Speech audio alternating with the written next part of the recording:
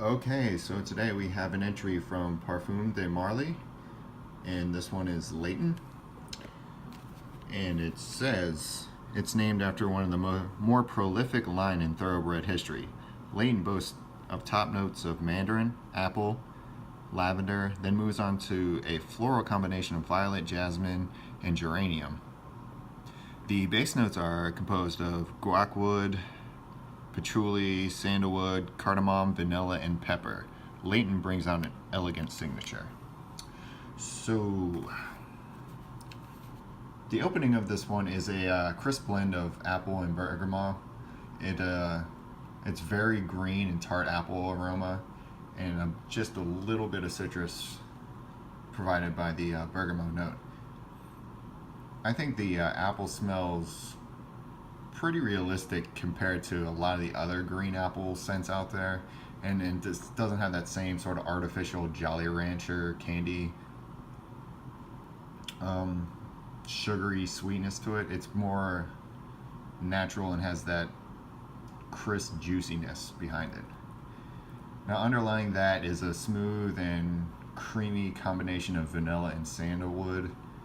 It's very familiar because there are a lot of fragrances that have this, and I think it works well, that combo, to sort of offset the tartness of the green apple. As it dries down, the vanilla and apple become more of a combination, more of the more prominent notes, and the sandalwood sort of dies down a bit.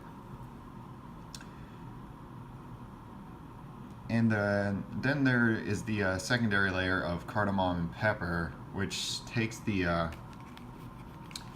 tart and crisp fruit and gives it a bit of lively spice, makes it more masculine, doesn't stray too far into that feminine zone.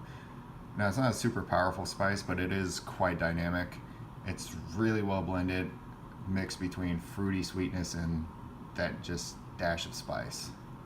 I know this composition gets compared to Hugo Boss Bottled a lot, and there are obviously similarities because vanilla and apple notes, but I think Layton is way better than Boss Bottled.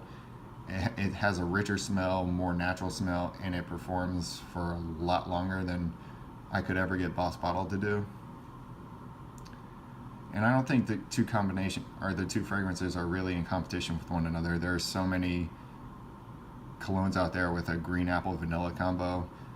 Even something like Playboy New York, which costs less than $10 a bottle, has that sort of combination. And no, it's not anywhere near as good as the Boss or Layton, but it still has that same sort of aroma. Performance-wise, Layton is really, really good. This is one of the positives with this brand. They usually don't make weak, crappy scents. It can be overpowering if you spray more than 2 or 3 times, so you just keep it on the lighter side. Longevity is 10 plus hours I get on my skin. I'm not sure exactly how long because I don't really keep track of it after that, but over 10 hours every time I wear it. This is a really ubiquitous kind of cologne. It's something that can work well in just about any season or situation. It holds up well in the heat. I think it's better in the cold, but I've worn it here in August and it's been fine. It is towards the masculine end of things, but it still could be used as a unisex fragrance. Overall, would I recommend Layton? Yes. I think it's a really great scent.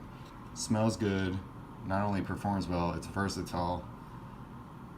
It's really pricey, but it still outperforms a lot of the other fragrances at this cost point.